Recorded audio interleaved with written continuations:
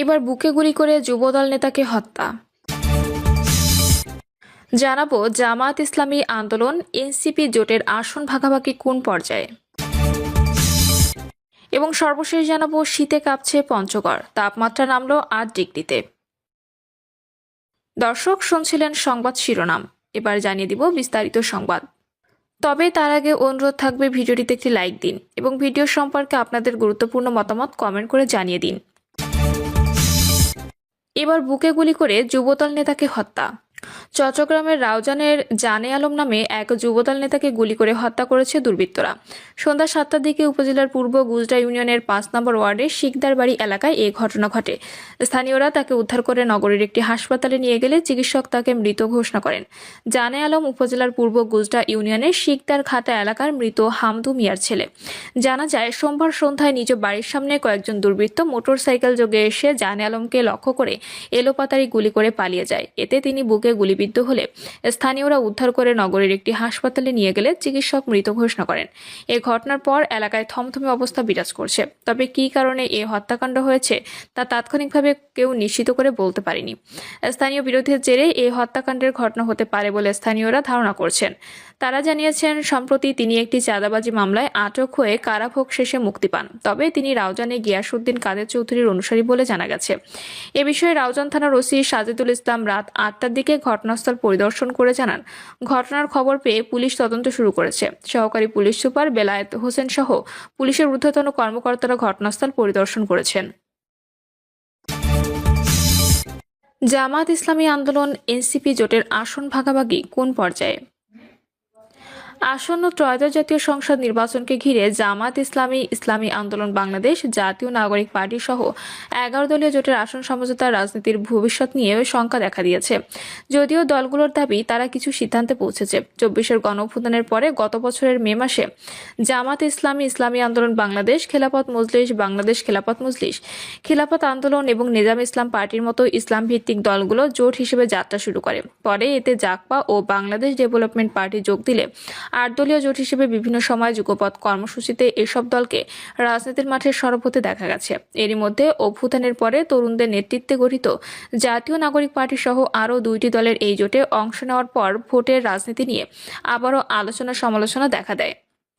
এই 11 দলের মধ্যে আসন সমঝোতা নিয়ে দফায় দফায় বৈঠক হলেও চূড়ান্ত সিদ্ধান্ত হয়নি।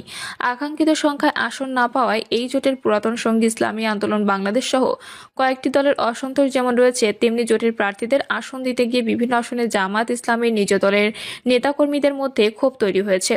বিষয়টি স্বীকার করেছেন জামায়াত ইসলামী সহ কয়েকটি দলের নেতারা। আসন সমঝোতার বাইরে এই জোটের নেতৃত্ব দিয়ে তরুণদের দল এনসিপি ও জামায়াত ইসলামী সহ 2 দলের মধ্যে অনেকটা ঠান্ডা যুদ্ধ চলছে। এরই মধ্যে সব দলের প্রার্থীরা বিভিন্ন আসনে মনোনয়নপত্র জমা দিয়েছেন। যদিও কয়েকটি দলের কেন্দ্রীয় পর্যায়ে নেতারা দাবি করেছেন, আলোচনা এখনো চলছে। সমঝোতা সমন্বয় করে নির্বাচনে অংশ নেওয়ার জন্য জোটের সব দল নীতিগতভাবে একমত হয়েছে। কিন্তু দলীয় সূত্রগুলো বলছে, সমঝোতা সিদ্ধান্তে বিলম্বে এবং আপাতত যেসব আসনের সমঝোতার সিদ্ধান্ত হয়েছে সেগুলো নিয়ে মাঠ পর্যায়ে অসন্তোষ বেশ প্রকট। রাজনৈতিক বিশ্লেষকরা বলছেন, জাতীয় সংসদ নির্বাচনে জামায়াত ইসলামী এককভাবে কখনো নির্বাচনে সফলতা লাভ করেনি বলে তাদের পরিধি বাড়িয়েছে, যাতে নির্বাচন বা ভোটের মাঠে তাদের প্রতিদ্বন্দ্বী বা শত্রু সংখ্যা বৃদ্ধি না পায়। আগামী 12 ফেব্রুয়ারি ত্রয়োদশ জাতীয় সংসদ নির্বাচনের ভোট গ্রহণ অনুষ্ঠিত হবে। এবছর একই দিনে গণভোটও অনুষ্ঠিত হবে। সারা দেশে 300 আসনে 3406টি মনোনয়নপত্র সংগ্রহ করা হয়েছিল, কিন্তু দলীয় ও স্বতন্ত্র মিলিয়ে মোট 2568টি মনোনয়নপত্র জমা পড়েছে। নিজেদের দাবি অনুযায়ী কমপক্ষে 150 আসন না পাওয়ায় চরমোনাই পীরের রাজনৈতিক দল ইসলামী আন্দোলন বাংলাদেশ অসন্তুষ্ট হলে গণমাধ্যমে বেশ কিছু খবর প্রকাশিত হয়। দলীয় সূত্রগুলো জানিয়েছে, জোটের নেওয়া সিদ্ধান্ত অনুযায়ী 35টি আসনে নির্বাচন করতে নাখোশ দলটির নেতাকর্মীরা। ফলে 300 আসনের মধ্যে 272টি আসনে মনোনয়নপত্র জমা দিয়েছে দলটি, যা স্পষ্টভাবে ইঙ্গিত দেয় দলটি জোটের ভেতরে আসন বণ্টন নিয়ে শক্ত অবস্থান থেকে দর কষাকষি করতে চায় কিংবা এককভাবে নির্বাচন করে নিজেদের রাজনৈতিক সক্ষমতা আলাদাভাবে প্রমাণ করতে আগ্রহী। কিন্তু কত আসন চেয়েছে এবং কতগুলো পেয়েছে এমন প্রশ্নে ইসলামী আন্দোলন বাংলাদেশের মুখপাত্র ও সিনিয়র যুগ্ম মহাসচিব কাজী আতাউর রহমানের দাবি, আসন নিয়ে কোনো দাবি নেই তাদের। তিনি বলেন, আমাদের কোনো দাবি নেই। আলোচনায় যৌক্তিকভাবে আমরা কিছু ক্রাইটেরিয়া ঠিক করেছি, সেটার আলোকে সমঝোতা সমন্বয় হবে। ক্রাইটেরিয়া হলো দলের শীর্ষ নেতৃবৃন্দকে সবাই ছাড় দেবে, এটা একটা বিষয়, এবং যেখানে যার অবস্থা ভালো সেখানে তাকে ছাড় দেওয়া যাবে, এটা আরেকটা বিষয়। তবে সংখ্যাটা এখনো বলার মতো না, বলা যাবে না এটা। কেবল আসন সমঝোতা নয়, এনসিপির এই জোটে যোগ দেওয়াকে ভালোভাবে নেয়নি জোটেরই কয়েকটি দল, যদিও এই কারণে একেবারেই নাকচ হয়ে দিয়েছেন গাজী আতাউর রহমান, বরং গণঅভ্যুত্থানের সপক্ষে শক্তিতে সমর্থন জানান তিনি। ইসলামী আন্দোলন বাংলাদেশ দলটির জোট থেকে বেরিয়ে যাওয়ার গুঞ্জন বা সম্ভাবনা প্রকট হয়ে উঠেছিল বলে জানা গেছে, কিন্তু ইসলামী আন্দোলন বাংলাদেশের মুখপাত্র এই বিষয়ে অস্বীকার করে বলেন, এখনো সুনির্দিষ্ট কোনো সিদ্ধান্ত না হলেও আলোচনা ইতিবাচকভাবে এগোচ্ছে এবং উভয় পক্ষই স্যাক্রিফাইসের মানসিকতা নিয়েই এগোচ্ছে। তবে আসন সমঝোতা নিয়ে শুধু এই দলের অসন্তোষ তা নয়, বাংলাদেশ খেলাফত মজলিস সহ আরও কয়েকটি দলেও এমন ক্ষোভ রয়েছে। এই দল 50 আসন চাইলেও পরে সমঝোতা প্রক্রিয়ায় 13 আসন নিশ্চিত করেছে জোটের নেতৃত্বে দেওয়া জামায়াত ইসলামী।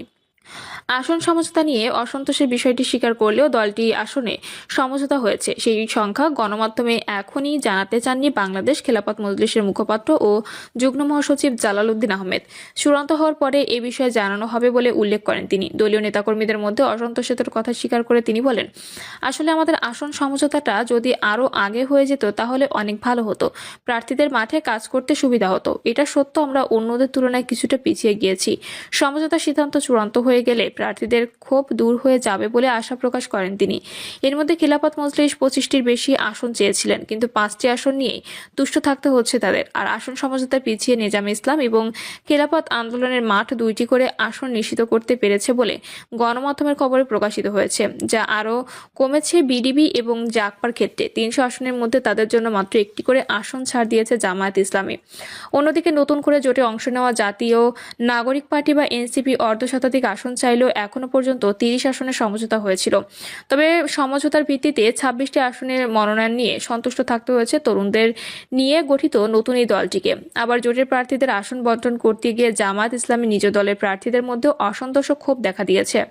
কয়েকটি দলের নাম প্রকাশে অনিচ্ছুক কয়েকজন নেতার দাবি, জোটের সিদ্ধান্ত গ্রহণ প্রক্রিয়ায় জামায়াত ইসলামের প্রাধান্য চোখে পড়ার মতো, যা নিয়ে অন্য দলের নেতাদের মধ্যে ক্ষোভ রয়েছে। যদিও বাংলাদেশ খেলাফত মজলিসের মুখপাত্র ও যুগ্ম মহাসচিব জালালউদ্দিন আহমেদের দাবি, এখানে 11টি দল আসন সমঝোতা করছে, এখানে কেউ কারো নেতৃত্বে না, অর্থাৎ ইলেকশনে আমরা বিজয়ী হওয়ার জন্য একটি আসনে একজন প্রার্থীকে মনোনয়ন দেওয়া হবে, এটাই আমাদের পলিসি। এদিকে এনসিপি জোটে যোগ দেওয়ার পর রাজনৈতিক আলোচনায় এমন বিষয় উচ্চারিত হয়েছে যে জোট নেতৃত্বে জামায়াত ইসলামের শফিকুর রহমান নাকি এনসিপির আহ্বায়ক নাকি নাহিদ ইসলাম থাকবেন, এমন প্রশ্নে জামায়াত ইসলামের সহকারী সেক্রেটারি জেনারেল ও কেন্দ্রীয় প্রচার ও মিডিয়া বিভাগের প্রধান এহসানুল মাহবুব জুবায়ের দাবি করেন, এমন বিষয় নিয়ে তাদের মধ্যে কোনো ভুল বোঝাবুঝি নেই, এটা সেরকম কোনো জোট না।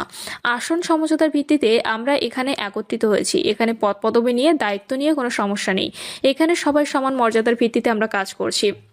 নির্বাচন সমঝোতার অংশ হিসেবে গত 28শে ডিসেম্বর এনসিপি এলডিপি এবং জোটে যোগ দেয়, পরে এবি পার্টি যুগ্ম হওয়ায় খবর শোনা যায়।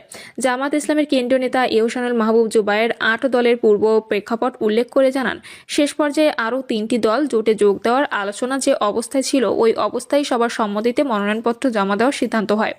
গত মাসের 9 তারিখ থেকে আমরা আসন সমঝোতা নিয়ে আলোচনা শুরু করলাম, সেই দিকে এসে আরও 3টি দল আমাদের সঙ্গে এখানে জয় করল। এই অবস্থায় এসে প্রথম দিকে যে আলোচনা ছিল গত মাসের 24 থেকে 25 তারিখে, সেটাকে আবার নতুন করে সাজাতে হলো। পরে সবাই একমত হয়ে জোটের সিদ্ধান্তে 29শে ডিসেম্বর মনোনয়নপত্র জমা দেওয়া হয়। 2-3 দিনের মধ্যে আসন সমঝোতা চূড়ান্ত সিদ্ধান্ত পাওয়া যাবে বলে জানান জামায়াত ইসলামের কেন্দ্রীয় এই নেতা। তিনি বলেন, এখন আমাদের মধ্যে আলোচনা চলছে, আজকেও আমরা বসেছিলাম, প্রতিদিন বসা হচ্ছে, সেটেল হয়ে যাবে আশা করি 2-3 দিনের মধ্যে। কোন কোন আসনে কোন দল করবেন এ বিষয়ে মোটামুটি একটা আইডিয়া নিয়ে আমাদের যে কমিটি কাজ করছেন সে প্রত্যেকটি দলের সঙ্গে যোগাযোগ করছে। আসন সমঝোতা নিয়ে অন্য দলগুলোর অসন্তোষের কথা স্বীকার করে জামাতের কেন্দ্রীয় এই নেতা বলেন, কিছু কিছু বিষয় তো স্বাভাবিকভাবে সবার মন মতো হয় না বা হচ্ছে না, এখন সিদ্ধান্ত হয়েছে কোনো দলের চাওয়া বা দাবির পরিপ্রেক্ষিতে নয়, বরং কিছু ব্যতিক্রম বাদে যাকে যেখানে দিলের জয়লাভ করবেন তাকেই দেওয়া হবে। প্রিয় দর্শক, এই ছিল এখনকার সর্বশেষ সংবাদ। আপডেট সব সংবাদ পেতে চ্যানেলটি সাবস্ক্রাইব করে বেল আইকনটি ক্লিক করে রাখুন।